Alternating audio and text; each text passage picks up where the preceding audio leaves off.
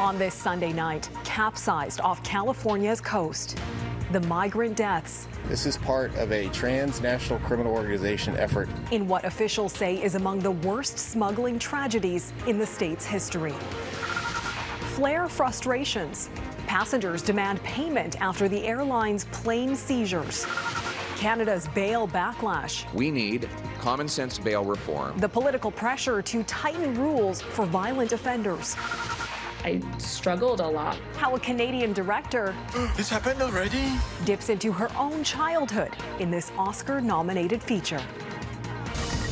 Global National with Farah Nasser.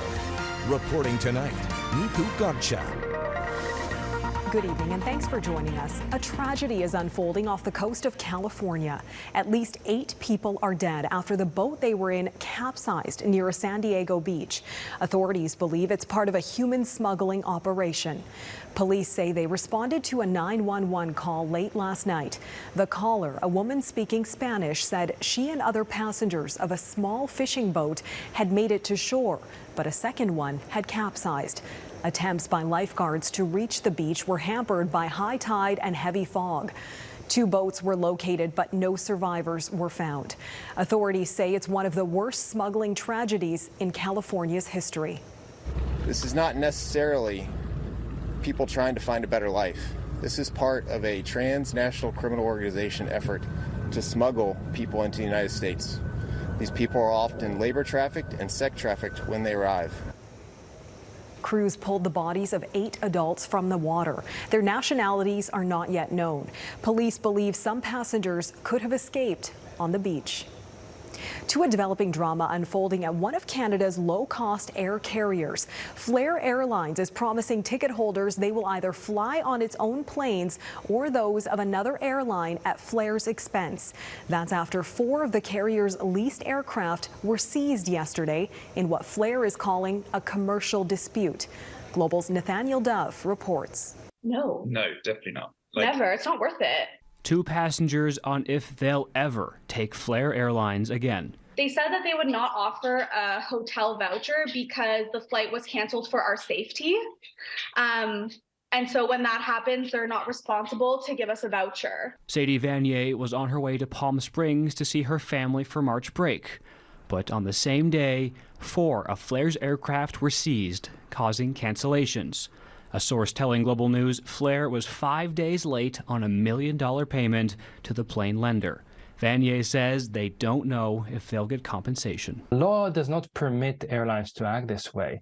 Passenger rights advocate Gabor Lukács says Canadian laws force airlines to help passengers with hotels and compensation, depending on the circumstances, but the regulations are toothless. What passengers need to demand is that the members of parliament support change to the regime, change to the air passenger protection regulations. In a statement to Global News, Flair said it will continue to fly its schedule, and it says we have rebooked passenger flights with Flair or another airline at no additional cost. And customers can rebook their own travel and receive an reimbursement within 7 days. Vanier says she received a hotel voucher too late to use it and hasn't heard back about compensation. For me, I want more competition. I don't want the market has been governed by 2 big monsters, Air Canada and WestJet. Flair passenger Xiaoyu Tui just landed in Saskatoon when he spoke to Global News. In January, Air Canada canceled flights from Saskatoon and Regina to Calgary, leaving only WestJet to fly that route. He's worried fewer airlines means more expensive tickets. I wish Flair Airlines best luck in the future. Nathaniel Dove, Global News, Saskatoon. Prime Minister Justin Trudeau has been under pressure to change the rules surrounding the criminal code to update Canada's bail system and address challenges posed by repeat violent offenders. It's in the wake of the killing of an Ontario Provincial Police Officer last fall. The accused in that case was out on bail at the time of the murder. On Friday, Federal Justice Minister David Lametti promised to make targeted reforms. But as David Akin reports, there's been little detail about the changes. The man accused of killing Ontario Provincial Police Officer Gregory Pershula last December was out on bail even though he was a repeat violent offender. Priscilla's death quickly prompted calls from politicians and police to tighten bail rules. We need common sense bail reform that says that multiple repeat violent offenders who are newly arrested should stay behind bars until their trial. On Friday, federal and provincial justice and public safety ministers agreed to make changes to Canada's bail system. The reforms will address the challenges posed by repeat violent offenders, as well as offenses committed involving the use of firearms and other weapons, such as knives and bear spray. And while details will be released later, the federal government is being asked to make the reverse onus provision apply to anyone charged with a weapons offense. What that would mean is the onus would be on the accused to prove they could be safely released, rather than leave the onus on the state to prove the person should stay in jail. And yet, some bail reform advocates argue public safety would be improved with more liberal bail rules, rules that kept more accused persons out of jail. When we look at the cost, both in dollars and cents, the social cost, the fact that when you detain someone in custody, it actually makes it more likely that they'll commit an offense while released. Advocates say more bail monitors, more structured bail for an accused would better improve public safety. The solution is not incarcerating more people. There is a real cost there that no one seems willing to talk about. The political momentum, though, seems to be clearly moving in the direction of tighter bail rules. Every single premier in the country, for the first time, is unanimous on that point. David Akin, Global News, Ottawa. The UK is being gripped by a controversy involving some of the most hotly debated topics in its society: immigration, media freedom, and soccer. Britain's national broadcaster, BBC, has seen a series of TV and radio hosts boycott the network over the suspension of its highest-paid personality, former soccer star Gary Lineker. Redmond Shannon explains. Gary Lineker is in the eye of a media and political storm. I'm going to do my shopping, so would you mind letting me do it on my own? The former soccer star is the highest paid host at the world's largest broadcaster, the BBC. The face of Match of the Day, Britain's soccer equivalent of Hockey Night in Canada. Lineker is currently on the bench for his reaction to the British government's new immigration policy aimed at cracking down on undocumented migrants. Enough is enough. We must stop the boats. In response to that video, Lineker tweeted that the government uses language that is not dissimilar to that used by Germany in the 30s. Invoking the Nazis sparked outrage among many governing Conservatives. Then the BBC said Lineker breached its guidelines on political opinions, suspending him until an agreement is reached on his social media use.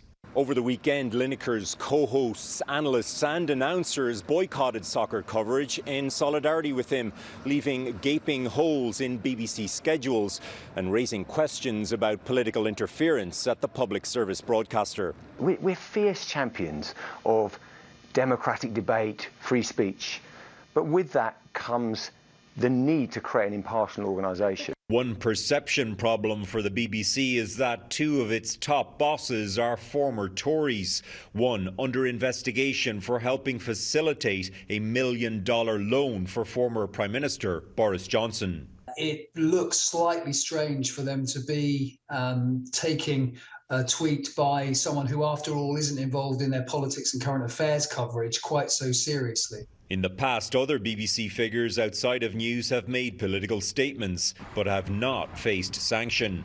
Lineker, who has housed refugees in his own home, may not back down easily. Redmond Shannon, Global News, London.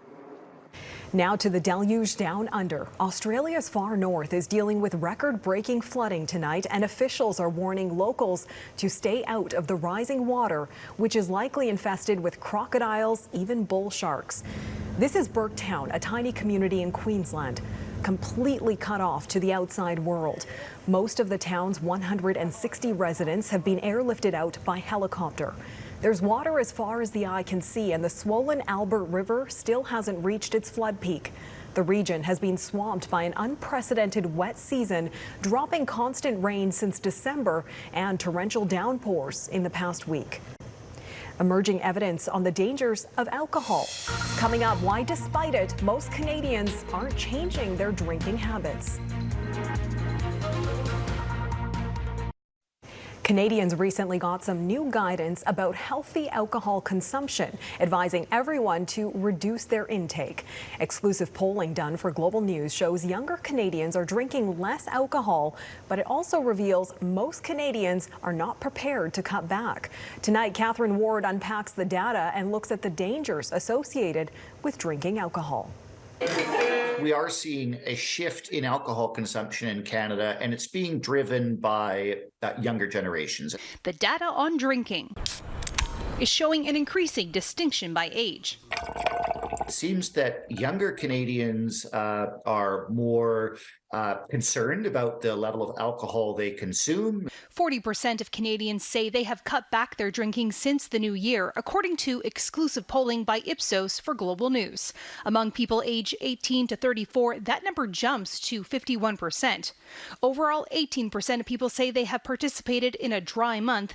And again, that number jumps when you zero in on the younger age bracket to 31%. What we're seeing in that data is consistent with what we often see in terms of human behavior. Behavioral scientists say people often put a lot of emphasis on their individual experience when it comes to modifying their choices. If I'm 50, 55, and I've perhaps had a few more years of recreational enjoyment of beverages under my belt and haven't experienced any ill health effects that I'm aware of, then I'm much less likely to be convinced or swayed by emerging evidence because my individual experience suggests that this isn't as much of a risk for me.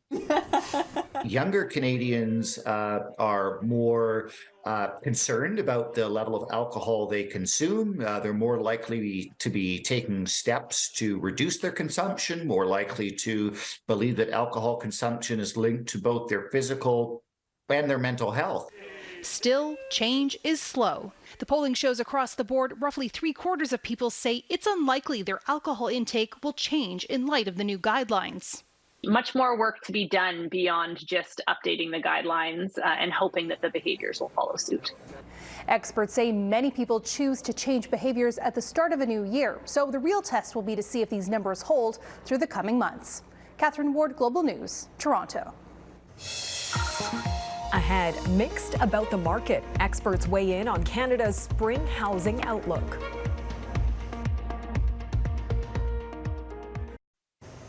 Canadians overwhelmed by rising costs got a bit of a reprieve last week. On Wednesday, the Bank of Canada hit pause on interest rate hikes for the first time in nearly a year, although it's leaving the door open for more hikes in the near future.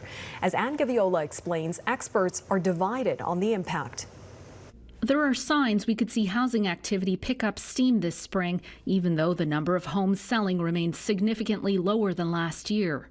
The market did slow in December, January, and has picked up in February. We're seeing volumes increasing from coast to coast.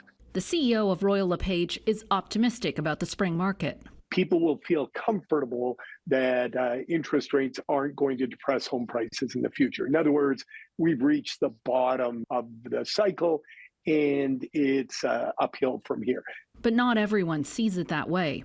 A new report from RBC economist Robert Hogue suggests activity will hit bottom sometime this spring and prices will level out a few months later if the Bank of Canada is done raising interest rates. The forecast, a 15% decline in national home prices, with roughly half of that still to come. Some of the biggest price corrections are expected in Ontario this year.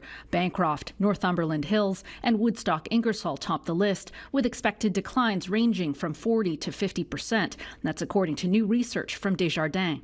It expects a 20% correction for the Greater Toronto Area, which is not what Toronto realtor Pritesh Parekh sees in the cards. I'm expecting a boom, if I had to guess right now, based on the fact that February has been picking up week after week, plus the supply has been relatively low. Low supply in Toronto has already spurred the return of competition among buyers. Bidding wars, I'm definitely starting to see more of those come back right now. The ultimate question is is this going to be a blip for seasonality, and then do we go back to a little bit of slowness again? Or is this the bottom has passed and we are continuing to go up from here? The wild card is what the Bank of Canada will do when it comes to interest rates. The central bank announced a conditional pause Wednesday, and it reserves the right to start hiking again if needed. Anne Gaviola, Global News, Toronto. There are still concerns for many Canadians who can't afford a home. But in 2020, the federal government invested billions in a rapid housing project aimed at helping them. In its initial stages, more than 10,000 affordable housing units were approved across Canada to be built within 12 to 18 months. Yet as of November, less than 1,500 are completed. Alicia Drouse has more on the initiative's challenges. In April 2021, an old schoolhouse in Halifax was demolished to make room for more affordable housing. Now it's been transformed to Sunflower Court, home to nearly 50 women and kids. We have rents that are, that are truly affordable. It's 30% of a household's income. For most here, rent is under $350. That means that individuals and families who were previously homeless and housing insecure have a secure, beautiful place to live. The project was part of the federal Rapid Housing Initiative, aimed at quickly providing new affordable housing units for those most in need. But projects haven't all been quick. Even Sunflower Court, a success story, was still 5 months overdue. We were building during early COVID times, and so I think it's no surprise that we encountered lots of additional challenges related to, supply chain and cost and also labor shortages. Round 1 approved more than 4,700 units. The majority were meant to be completed by March 2022, but as of November, just over a quarter were done. We should be very concerned because in the end, this is for individuals who are suffering right now. Even when completed, the 10,000 new affordable units are just a drop in the bucket. According to the 2021 census, nearly 21% of households are spending more than 30% of their income on housing. That's less than in 2016, but it means over 8 million Canadians live in unaffordable housing situations. The Rapid Housing Initiative is significant. It was set the stage, and now I think we need to really kind of develop much more along those lines. The organization behind Sunflower Court says they're ready to build more. It's just about getting the money. We would like to see much more investment in public and social housing and nonprofit-run housing. Alicia Drouse, Global News, Halifax. Next, a look at some of the standout Canadian talent at the Oscars.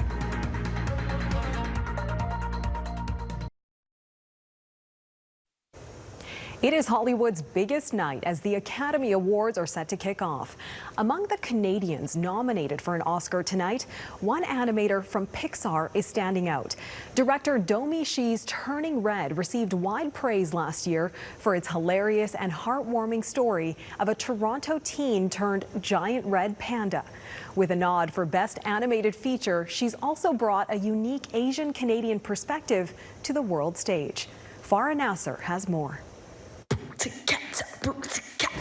From excitement over your favorite boy band's concert to doing homework on a TTC streetcar, Pixar's Oscar-nominated Turning Red earnestly captures the teenage experience in early 2000s Toronto, with one important catch. Don't look at me! Stay back! This happened already?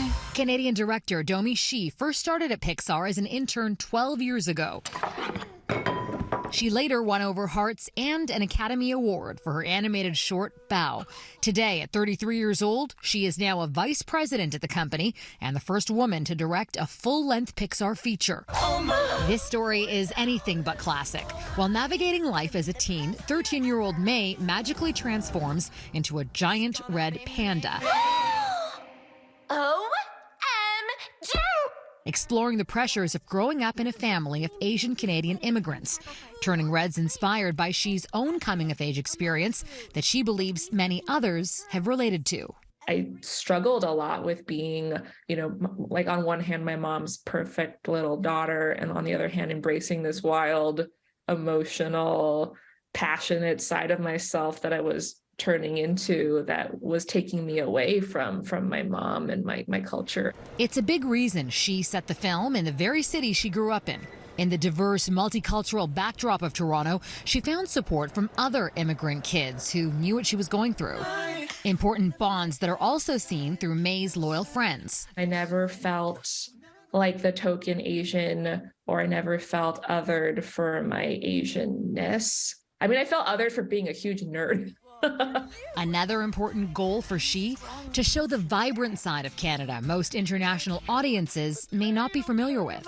Like when they think of Canada, they think of snow and lumberjacks and moose. Making this movie was an opportunity for me to show them the Canada that I know, that I love. She isn't the only Canadian up for this year's Best Animated Feature. Fellow Ontarian and veteran Disney animator Chris Williams has also been nominated for his Netflix film, The Sea Beast. The Flying Sailor, a Canadian short about the Halifax explosion, is also up for Best Animated Short Film, displaying the ongoing success of Canadian perspectives in Hollywood and the animation industry. I think we see the world in a slightly different way, and we observe things in a slightly different way than Americans, and I think that's what makes our storytelling and our sense of humor kind of unique. A sense of community, a sense that people are going to look out for each other. So I think that there is something in sort of the Canadian psyche, I suppose, that lends itself towards animation in that way. And with this year's Academy Awards, where an Asian American sci-fi epic is the frontrunner for Best Picture, with Asian performers getting nods in nearly every acting category. May's love for boy bands while navigating the unexpected ups and downs of her heritage feels right at home. Farah Nasser, Global News, Toronto. And that is Global National for this Sunday night. I'm Neetu Garcha. Tonight's Your Canada is a misty morning in Saskatoon. We love seeing your Canada. Please email your photos to viewers@globalnational.com. Thanks so much for watching. Donna will be back with you tomorrow. Have a great night.